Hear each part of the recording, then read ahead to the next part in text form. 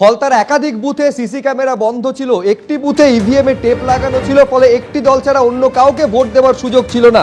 আর তারই মধ্যে 58% ভোট পড়ে যায় দুপুর 1টা নাগাদ। সেই বুথের প্রিসাইডিং অফিসার জানান টেপ রিমুভ। কমিশনকে এই তথ্য তিনি জানান। ফলতার 30টি বুথে পুনর্নির্বাচনের চেয়ে এই সংক্রান্ত রিপোর্ট গেল কমিশনে। ফলতার একাধিক বুথে বন্ধই করে দেওয়া হয়েছিল একাধিক ক্যামেরা। ফলতার ভোট নিয়ে স্ক্রুটিনিতে এরকম চাঞ্চল্যকর তথ্য উঠে এসেছে বলে সূত্র মারফত জানা যাচ্ছে। দুপুর 1টা নাগাদ প্রিসাইডিং অফিসার জানান টেপ রিমুভ। নেটওয়ার্কের কারণে কোনো তথ্যই আসেনি কন্ট্রোল রুমে। খবর আসার আগেই ফলতার সেই বুথে 58% ভোট পড়ে যায়।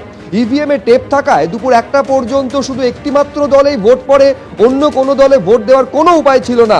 একাধিক বুথে পুনর্নির্বাচন চেয়ে এই রিপোর্ট গেল কমিশনে। কমিশনের নজরে রয়েছে ফলতার 30টি বুথ। এই 30টি বুথে পুনর্নির্বাচন চেয়ে রিপোর্ট গিয়েছে কমিশনে বলে সূত্র মারফত জানা যাচ্ছে। ফলতার কিছু বুথে 100% পোল হয়েছে, 100% ভোট পড়েছে। এরকম 30টি বুথ রয়েছে কমিশনের নজরে। ফলতা ছাড়াও ডায়মন্ড হারবার এরকম 4টি বুথ রয়েছে যেখানে পুনর্নির্বাচন চেয়ে কমিশনের রিপোর্ট গিয়েছে।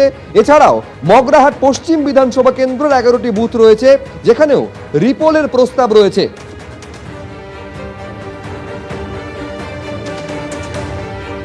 আর এই নিয়ে শুরু হয়ে গেছে রাজনৈতিক তরজা।